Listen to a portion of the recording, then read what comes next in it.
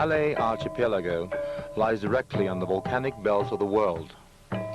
Like the backbone of some restless, formidable, antediluvian monster, more than 300 volcanoes rise from the sea in a great chain of islands, perhaps all that remains of a continent broken up in the prehistoric cataclysms, forming a continuous land bridge that links Asia with Australia.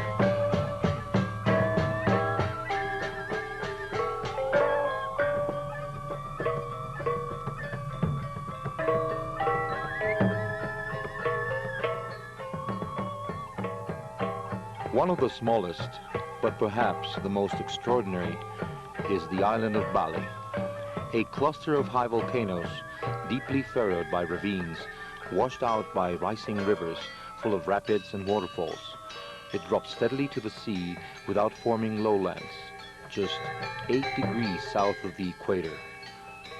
Bali has over 2,000 square miles of extravagantly fertile lands, most of which are beautifully cultivated.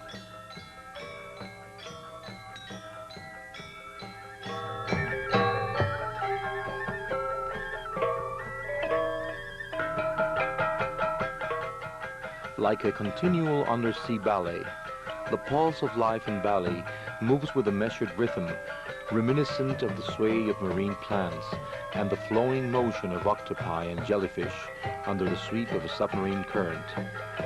There is a similar correlation of the elegant and decorative people with the clear-cut, extravagant vegetation, of their simple and sensitive temperament with a fertile land. No other people give the impression of living in such close contact with nature.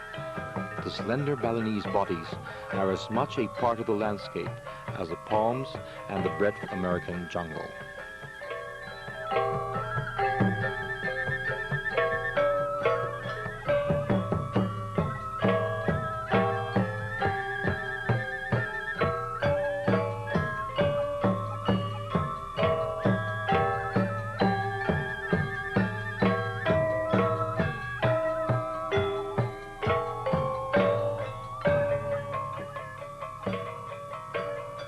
Their reputation for beauty is well justified.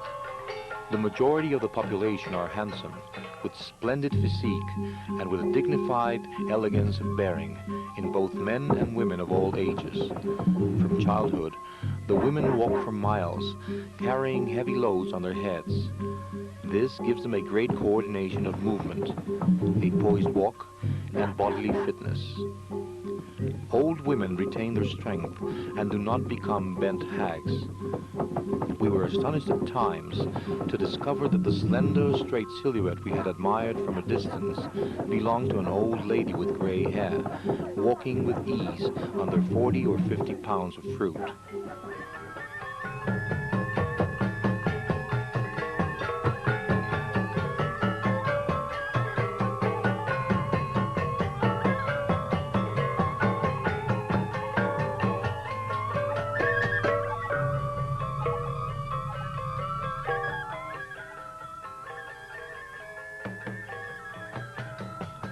Their character is easy, courteous, and gentle, but they can be intense and can show strong temper if aroused.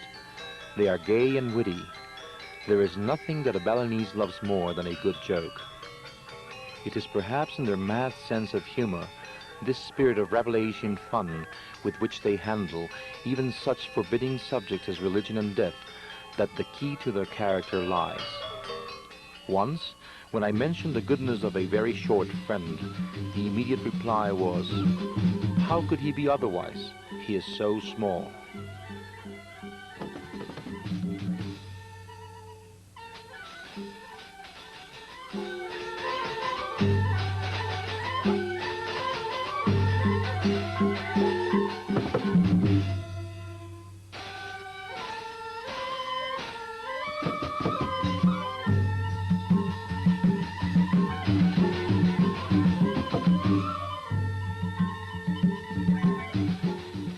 The pride of the Balinese has not permitted the development of one of the great professions of the East. There are no beggars in Bali, but this distinction is now being threatened by tourism.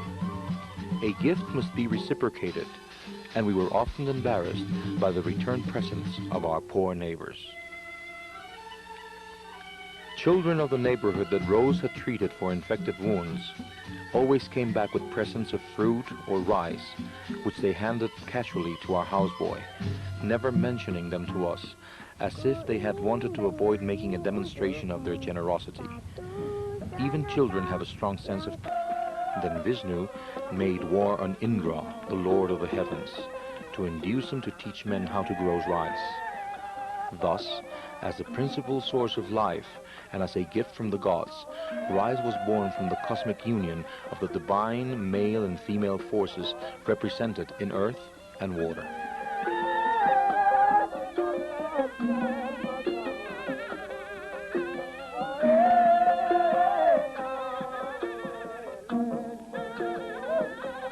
The Balinese are famed as the most efficient rice growers in the archipelago.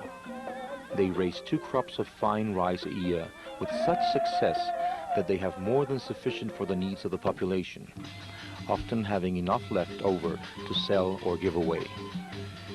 Even agricultural experts admit that the modern methods could not improve the already excellent results, due perhaps to the intense striving of the Balinese for improvement, their communal cooperative agricultural societies, and their system of seed selection.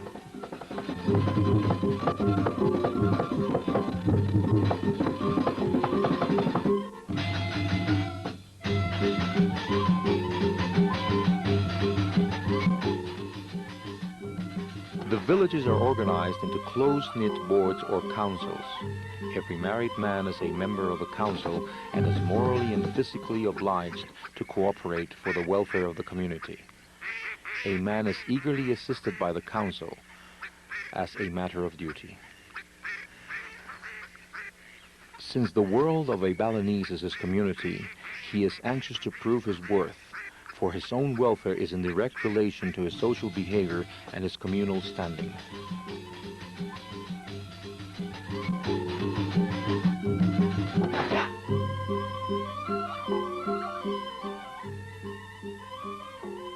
The most striking element of the Balinese landscape is the ever-present rice field, the sawa, a patch of land filled with water held by dikes cut out of the red earth. The receding terraces resemble green plains. When they are first filled with still water, they are like mosaics of mirrors that reflect the clouds. Later, they are sprinkled with the dainty blades of the newly planted rice in an all-over pattern of chartreuse on a ground of brown ooze. Eventually, a tender yellow-green carpet which turns to a rich gold ochre as the grain ripens.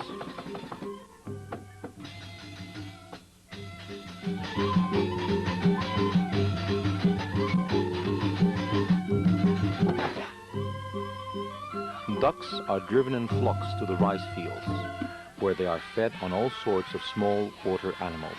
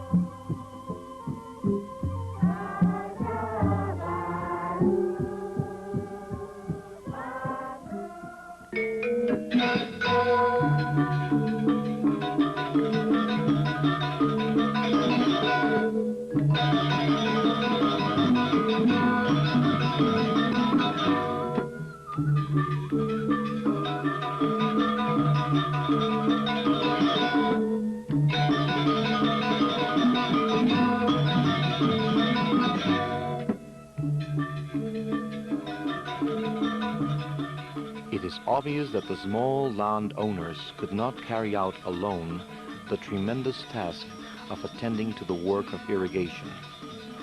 It became necessary for them to organize into subaks, agricultural cooperative societies, water boards that control the equitable distribution of water to their members.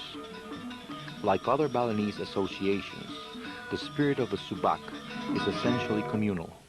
All members abide by the same rules, each one being allotted work in relation to the amount of water he receives.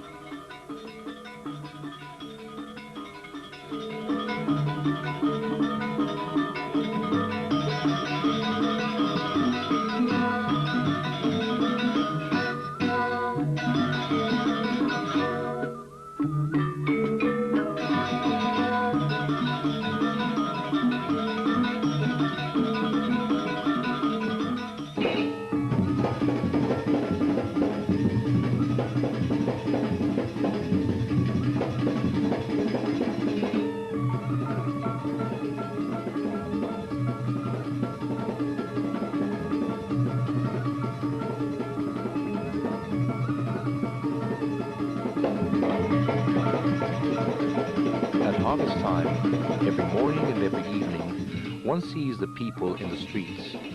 Men going to work, nonchalantly beating rhythms on their agricultural implements, or returning from the fields overlaid with sheaves of rice heavy with rain.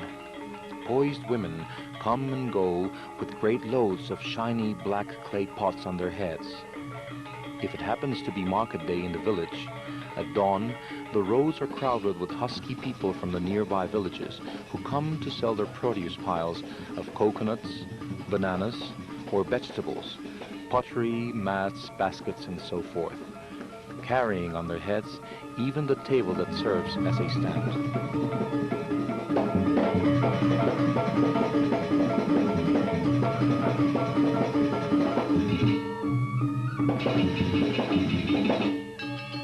If there is a feast in the village temple, the people parade in yellow, green, and magenta silks with fantastic pyramids of fruit and flowers, offerings to the gods in a pageant that would have made Diaghilev turn green with envy.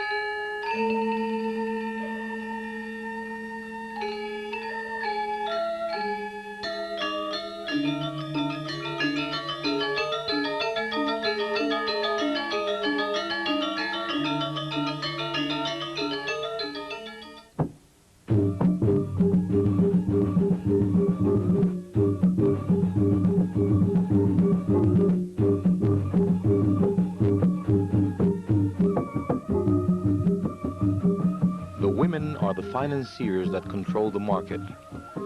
One seldom sees men there, except for certain trades or to help carry such heavy loads as fat pigs.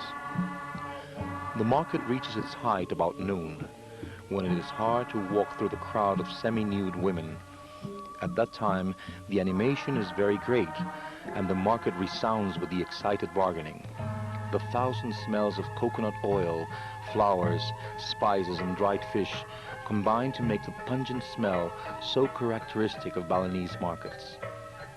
The soft browns and yellows of the women's skirts and the bright colored sashes they wear, the graceful movements and unconscious beauty of their poses make of the market a show as interesting to watch as their luxurious and spectacular feasts.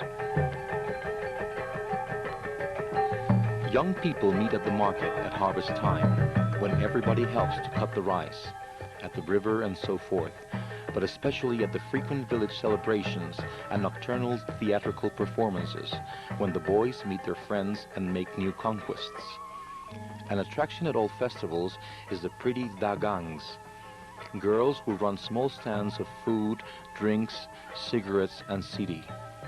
They sit behind little tables illuminated by petrol lamps, scraping coconuts, grinding sauces, and serving drinks, surrounded by a circle of admirers who squat on the ground, joking with them on the pretext of buying a pennyworth of peanuts or a pack of cigarettes. Some girls know that it is best to remain cold and indifferent, attending to their business, while others are gay and friendly and can answer cleverly to the boys' wisecracks.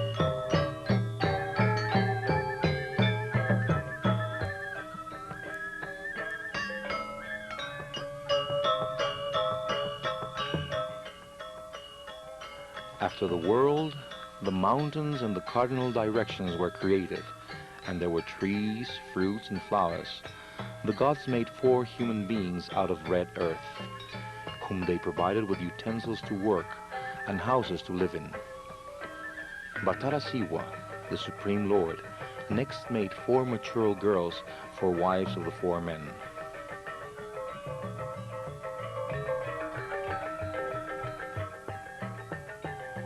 The god of love, Batara Semara, made mating a pleasure so that women would be fertilized, and eventually the 4 couples had many children, grew, became adolescent, married, and had children.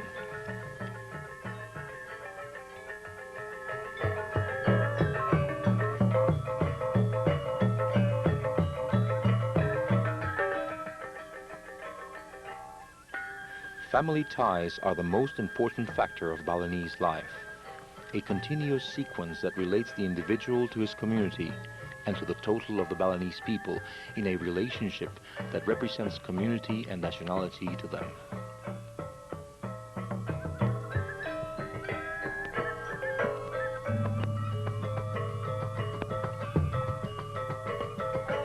A Balinese feels that his most important duty is to marry as soon as he comes of age and to raise a family to perpetuate his line.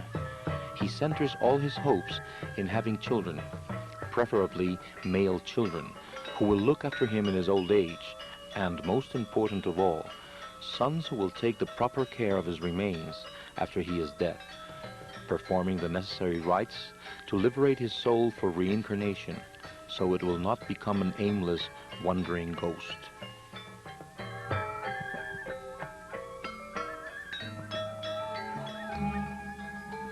The Balinese are as fastidious in the care of their bodies as they are about dress, and people of all classes, conditions permitting, make almost a cult of cleanliness.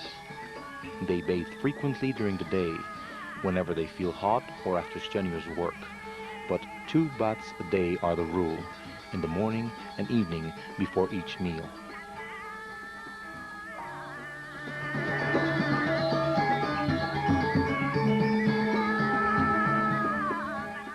The Balinese admire a smooth, clear skin, the color of gold, and pretty girls have a mortal dread of being sunburnt, so they do not like to go unnecessarily into the sun.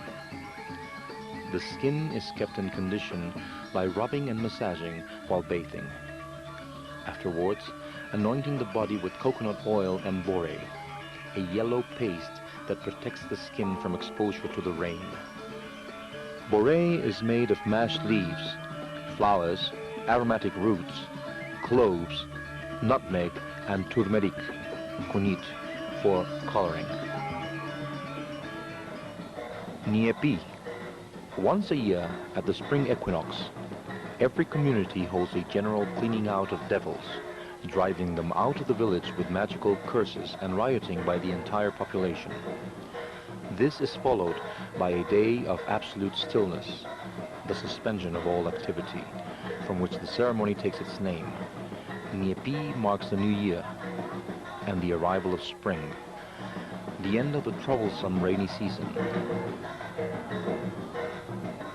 There is great excitement all over Bali at this time. There are melis, or processions, to take the gods to the sea for their symbolical bath. The celebration proper extends over a period of 2 days, the Metjaru, the great purification offering, and Niepi, the day of silence.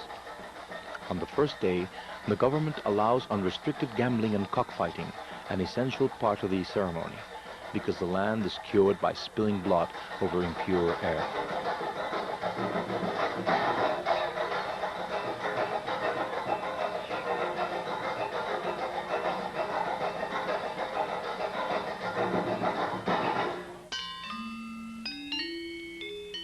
Everybody in Bali seems to be an artist.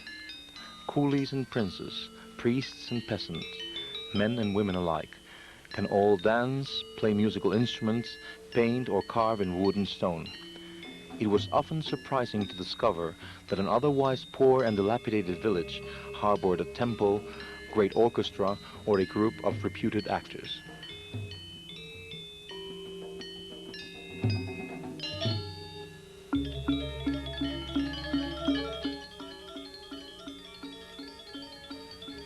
Women of all ages have always taken part in the ritual offering dances. In olden times, only little girls became dancers and actresses. But today, beautiful girls take part in theatrical performances, playing the parts of princesses formerly performed exclusively by female impersonators.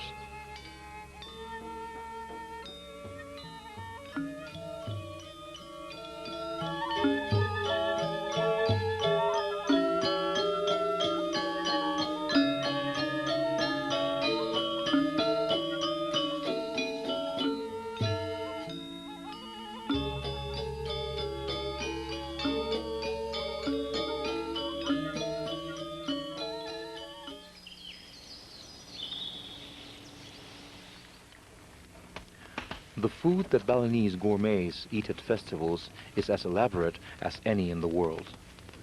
The daily diet of cold white rice is helped, however, by a side dish of vegetables chopped together with a dozen or so spices, aromatic herbs, grated coconut, and the hottest chili peppers in the world.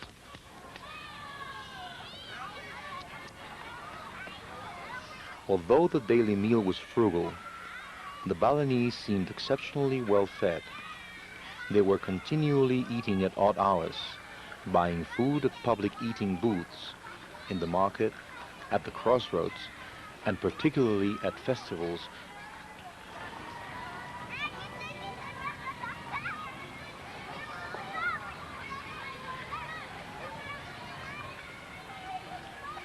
Balinese food is so hot that it made even me, a Mexican raised on chili peppers, cry and break out in beads of perspiration.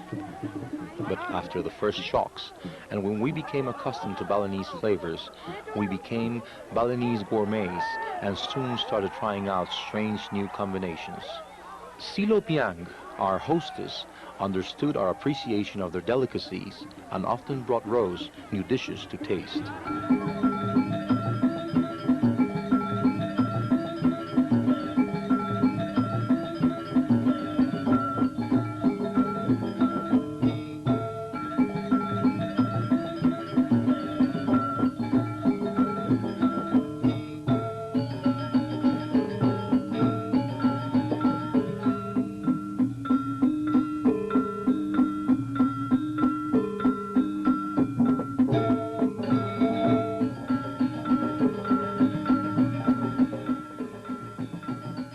As the archetype of the delicate and feminine, the legong is the finest of Balinese dances. Connoisseurs discuss the comparative excellence of various legongs as intensely as we discuss our dancers. The legong is performed at feasts, generally in the late afternoon when the heat of the day has subsided. At the first rumor that there is going to be a legong in the central square, or if it is at a private feast in the middle of the street, the crowd begins to gather.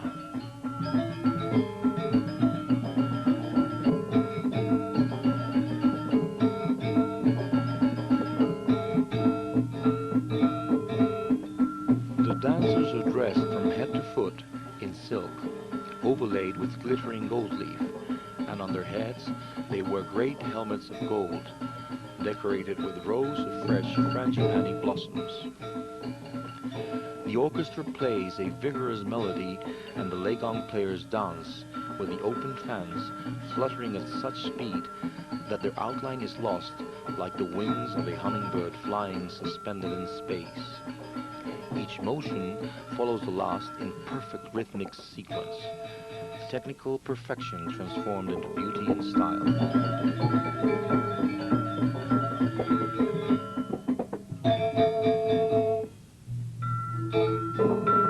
The artist is, in Bali, essentially a craftsman. and at the same time an amateur, casual and anonymous, who uses his talent knowing that no one will care to record his name for posterity. His only aim is to serve his community, seeing that the work is well done. Actors and musicians play for the feasts of the village without pay, and when they perform for private festivals, they are lavishly entertained and banqueted instead.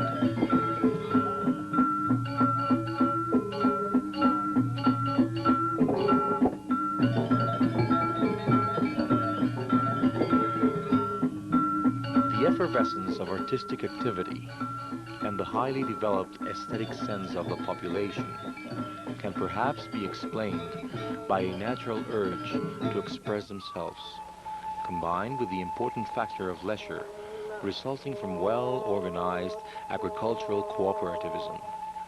However, the most important element for the development of a popular culture with primitive as well as refined characteristics was perhaps the fact that the Balinese did not permit the centralization of the artistic knowledge into a special intellectual class.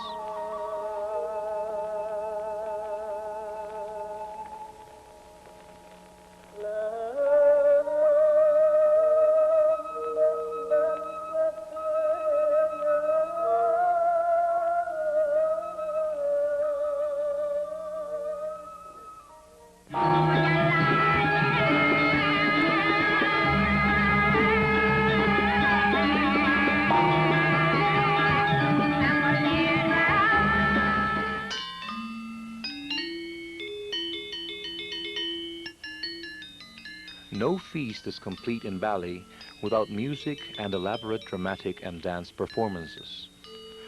No one would dream of getting married, or holding a cremation, or even of celebrating a child's birthday, without engaging troops of dancers and actors to entertain the guests and the neighbors. During the anniversary feasts of the temple, there are always dances that last throughout the night and may even continue for days, with a different type of show every afternoon and night.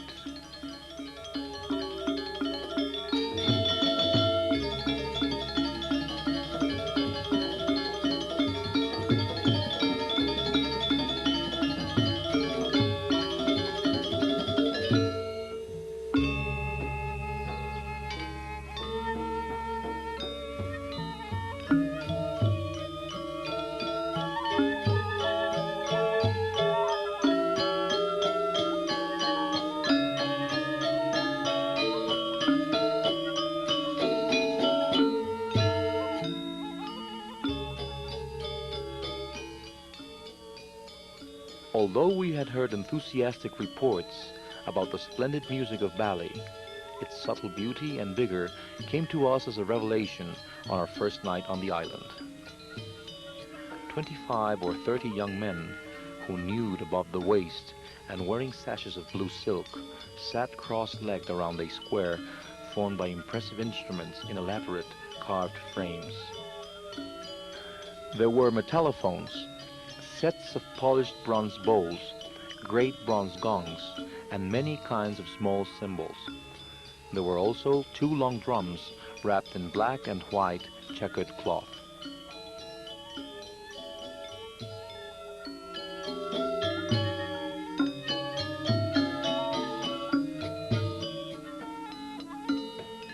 Playing sinuous melodies that broke at unexpected places into resonant accents or rolled into fast syncopation, building up the themes until they reached a furious climax that faded away into the original theme, but enriched by rhapsodical ornamentation on the high instruments against the measured basses and occasional reverberations of the deep gongs. It was an oriental ultra-modern Bach fugue, an astounding combination of bells, machinery, and thunder.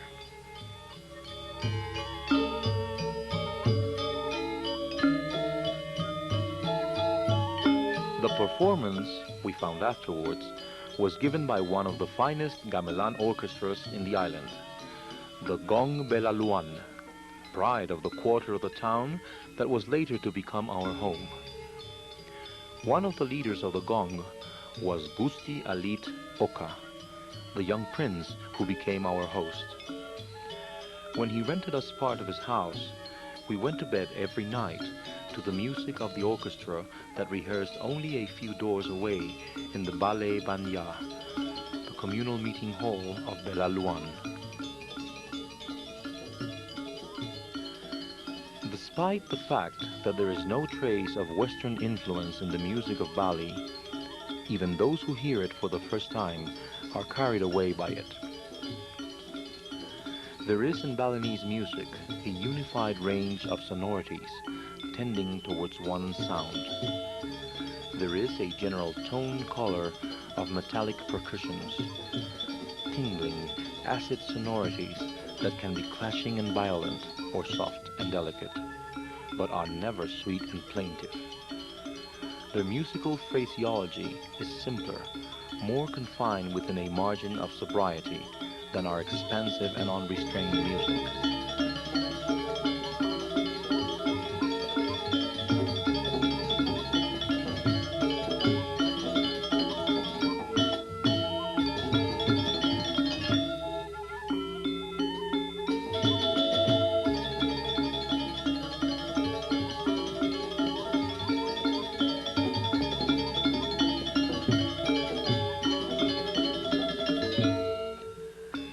Next to having good orchestras, a fine group of dancers is an almost organic need for the spiritual and physical life of the community. Besides the passion they show for their music and dancing and the important part these play in the ritual, to have a skillful and famous group of dancers brings pride and social prestige to the village ward, the Banjar.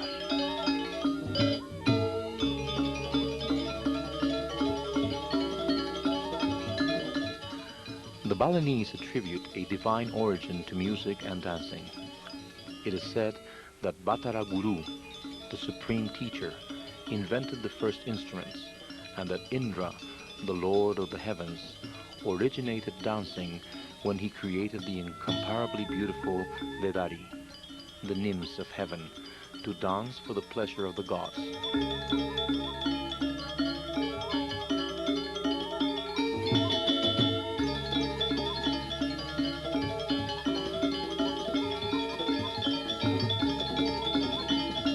Plays an important part in the dancer's education.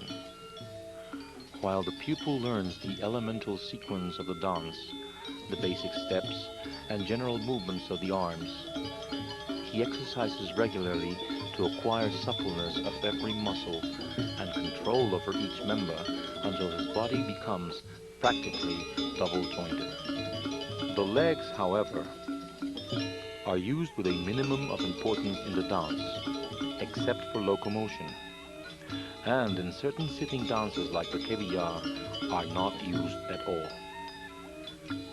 It is said that such movements are possible only because of the extreme youth of the dancers. It is true that a Legong dancer retires at 12 or 13, or perhaps continues in another type of dance, and that a fully grown girl is often considered too big to dance. But there are old women who are fine dancers, and a good Baris performer is usually a man past middle age.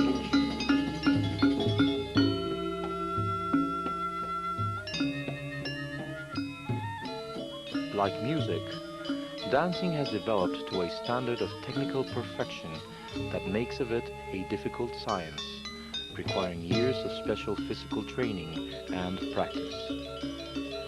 The excellence of a performer does not depend only on his skill, but also on his personality, emotional intensity, and the expressiveness of his feature. Dance in Bali cannot be considered as an art separate from the theater.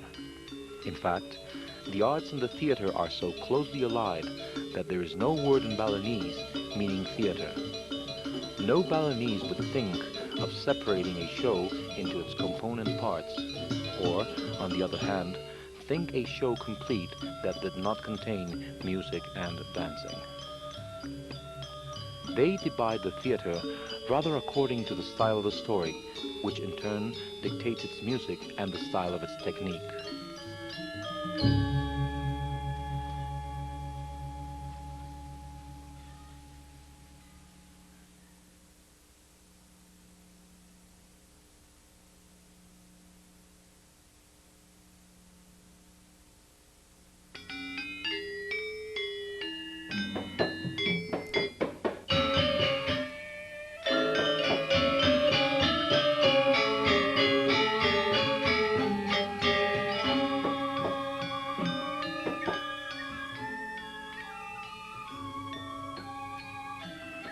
One boat brought the holy Barong Landong, 4 giant puppets who performed in the temple.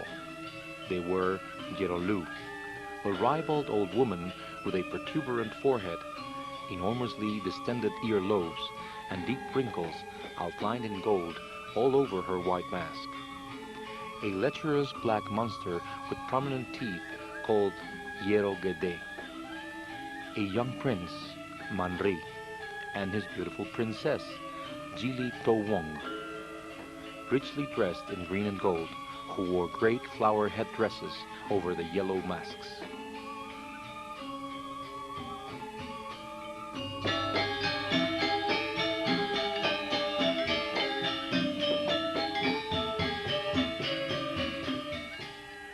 Normal-sized attendants held gold umbrellas of state over the giants as they waddled towards the temple in ceremonial procession, with music and a retinue of men bearing spears tipped with red fur.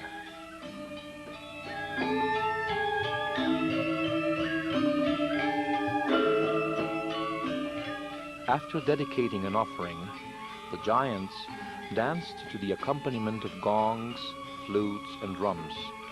That old rascal, Yerogede, talked and laughed in a deep, thunderous voice, while Gerolu leaped, whooped, and yelled in a shrill falsetto, all behaving in a manner quite undignified for their holy character. Their remarks were of the sort that made my polite Balinese friends blush, especially in the episode when the prince made love to the princess.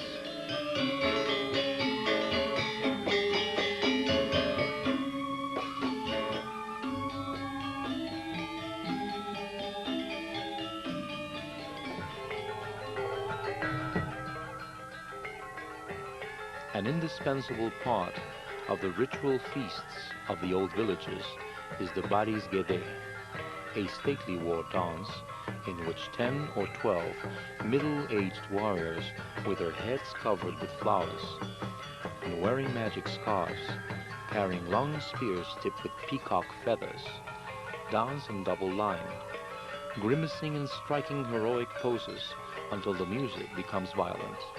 Then they enact a sham battle with their black and silver spears.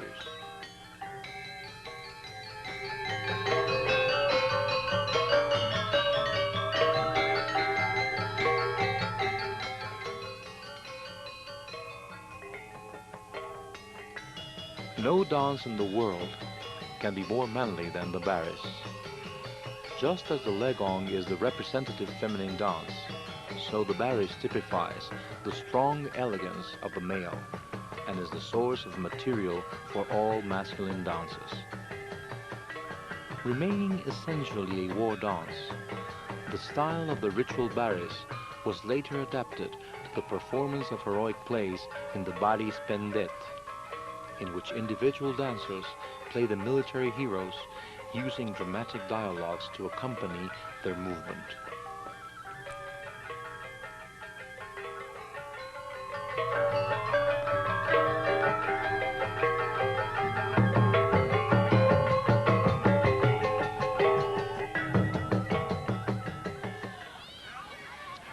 The Jangger was a recent development. It had started suddenly when about 1925 the first company of Malay operettas visited the island. The Balinese immediately created their own version of the pantomime, and the janga spread like an epidemic. We feared that the janga would kill other forms of Balinese dancing, but on our return 2 years later, we were surprised to find that there was no more janga. All the famous groups had stopped.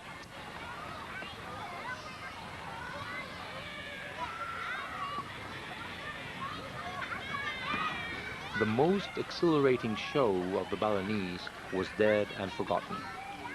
Only a sleepy group remained, the janga, for the tourists, still avidly photographing what they called temple dancers. With the passing of the janga, the classical forms of theater regained popularity, and during our second visit, it was the aja that had again become the favorite.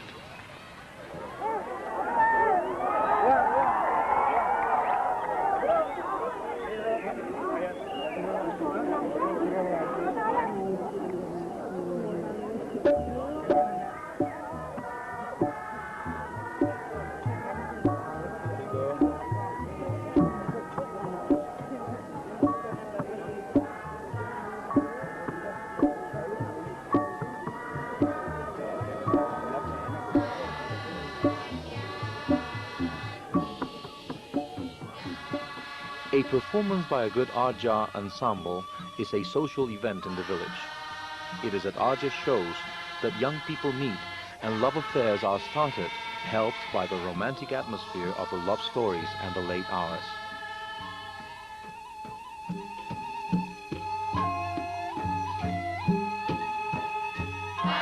The Aja stories are romantic episodes of memorable love affairs of princes and princesses, generally full of fantastic situations and with a distinctive erotic flavor.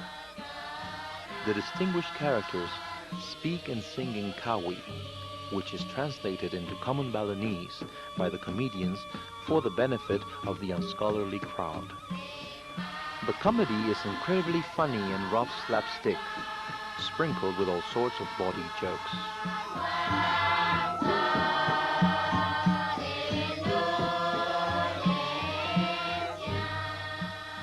The play begins with the appearance of the Gondon, the female eternal princess. The part of the Gondon is usually played by a middle-aged, homely male, praising his mistress and begging her to come out. She is finally persuaded. The curtains of the little booth at the end of the dancing space part, and the much heralded beauty appears. In progressive ajas, she may be a young girl dressed in gold with a great flower headdress. But generally, beautiful young girls cannot sing very well, and in good ajas, the part is played by a male actor, famous for his high falsetto.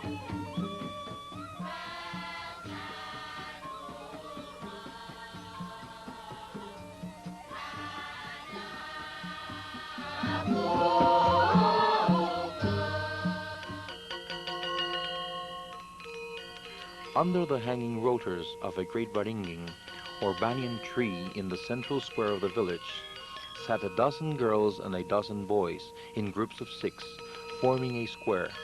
The girls facing the girls, the boys opposite each other. A dance master, the dags, sat in the center.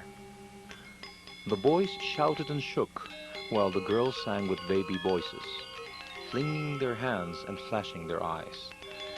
After a while, a girl appeared dressed as a prince, singing and posturing, quarreling with a wild-looking bird. An actor with a frightful mask, wings, and a bright-colored tail. The show ended with the death of the bird, shot by an arrow of the princess.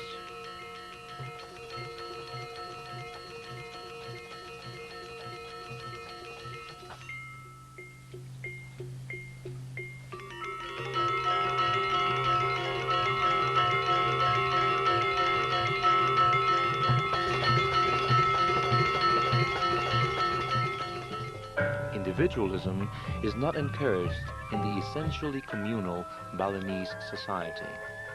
But, from time to time, the genius of an artist breaks through the conventional mold and emerges as a powerful personal influence.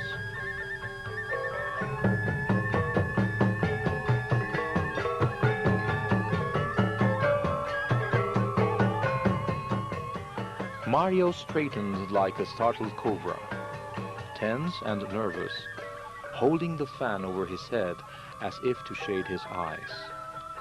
The opening theme was fast and furious, and Mario began to dance, waving his fan energetically, darting glances from side to side as if at an imaginary enemy. The tempo increased to a frantic climax, broken suddenly by a melodious solo on the rayong. Mario relaxed and danced delicately.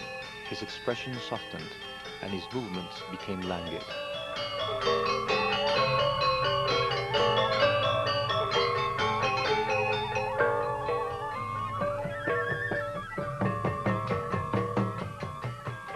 Throughout the dance, there were sharp contrasts, changing moods that followed the music, alternating strong motives with amorous, playful ones.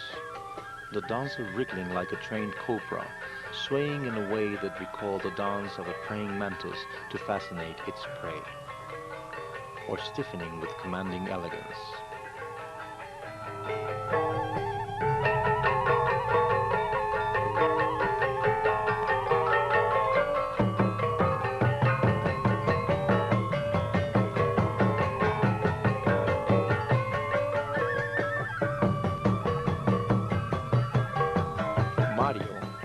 A young man of humble birth, startled South Bali with a new dance, which combined the rugged manliness of the heroic dances, Balis, with the delicacy of the Legong.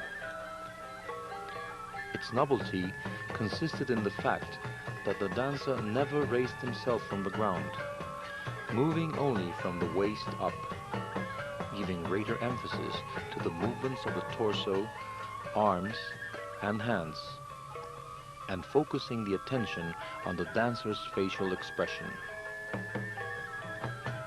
In using his body like a sensitive musical instrument, the young dancer interpreted even the most delicate moods of the island's finest orchestra. His fame spread to the foreign visitors on the island.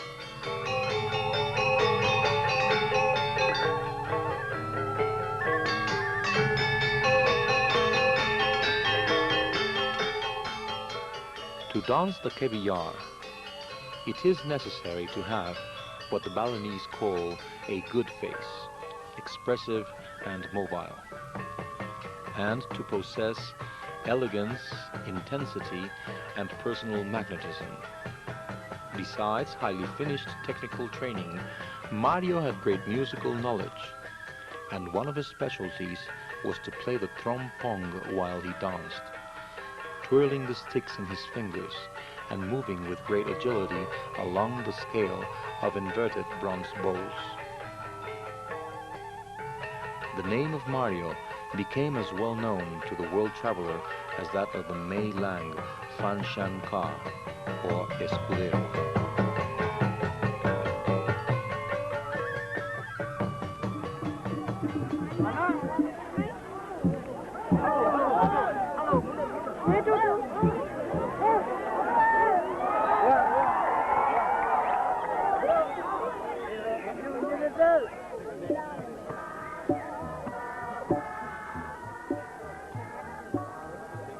Travelers watching dance become bored after a short time and cannot understand why the great crowds sit listening with profound attention to the plays that do not end till dawn.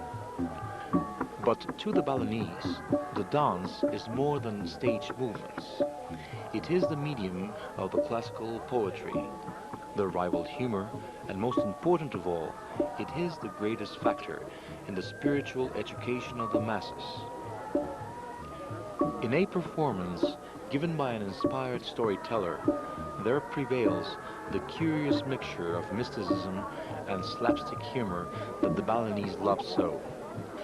Every object and every move of the dance has a symbolical significance aside from the purely entertainment aspect of the show.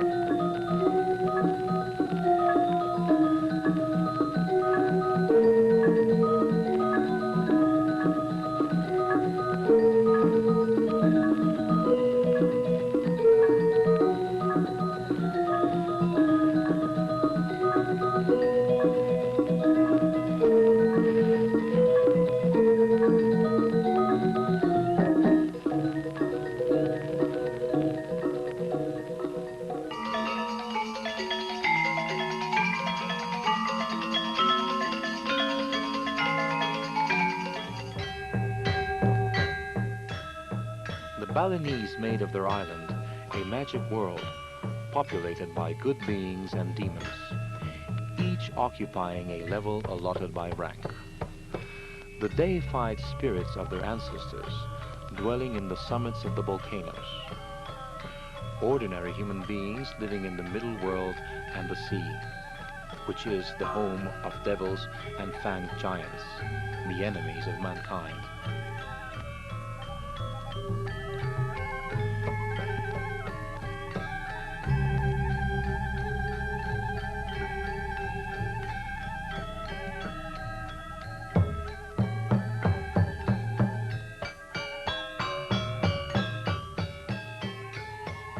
It is true that Hindu gods and practices are constantly in evidence, but their aspect and significance differ in Bali to such an extent from Orthodox Hinduism that we find the primitive beliefs of a people who never lost contact with the soil rising supreme over the religious philosophy and practices of their masters. Like the Catholicism of some American Indians, Hinduism was simply an addition to the native religion, more as a decoy to keep the master content, a strong but superficial veneer of decorative Hinduistic practices over the deeply rooted animism of the Balinese natives.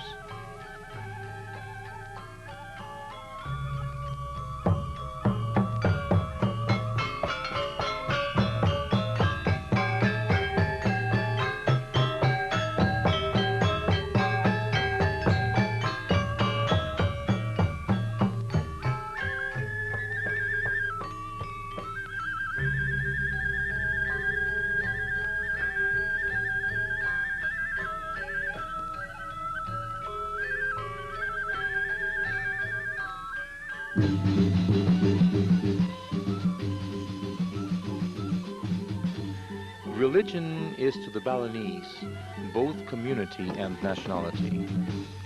They live with their forefathers in a great family of the dead and the living.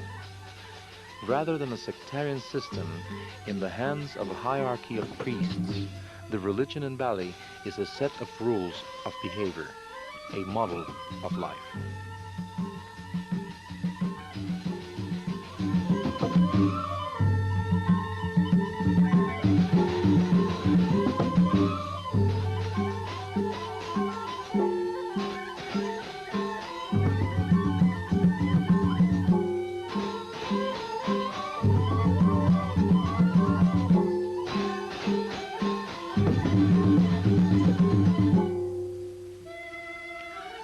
Motivated by this background of religious beliefs, the Balinese found it necessary to establish a communal cooperation to provide for the magnificent festivals that are such an important part of their life.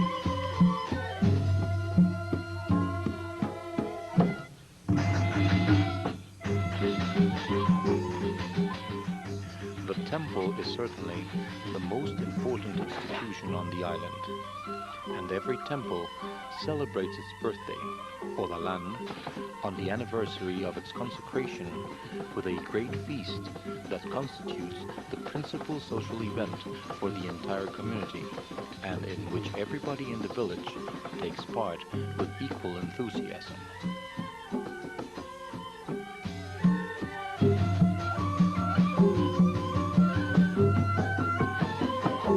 The men attend to the decorations of the temple, build the temporary bamboo altars, erect awnings for entertainers, adorn the shrines with flags, pennants, and penniors, cook the food for the feast, and dress up the statues of the demons that guard the entrance.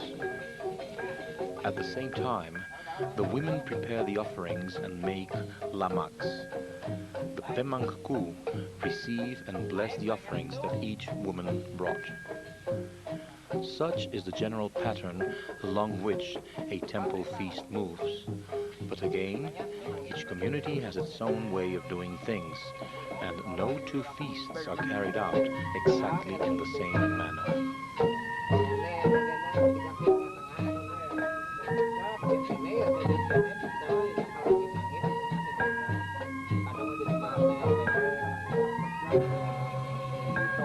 The gong played all night the stately ancient music, and as dawn approached, the old Burmanku moved around quietly, supervising things, putting out the lights and preparing for the final ceremony, the adoration of the rising sun.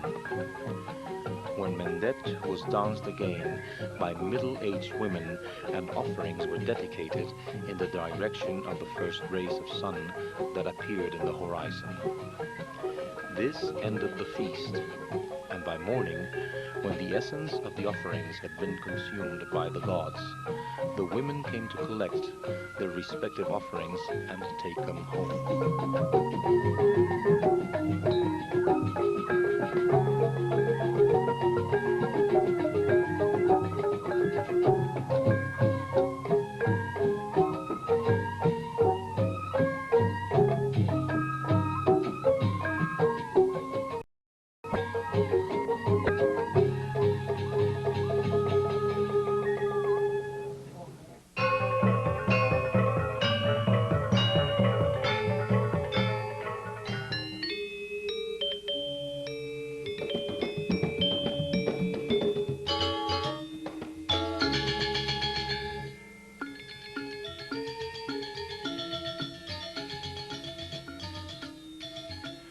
Every Balinese believes that his body accumulates a magic energy called Sakti that enables him to withstand the attacks of evil powers, human or supernatural.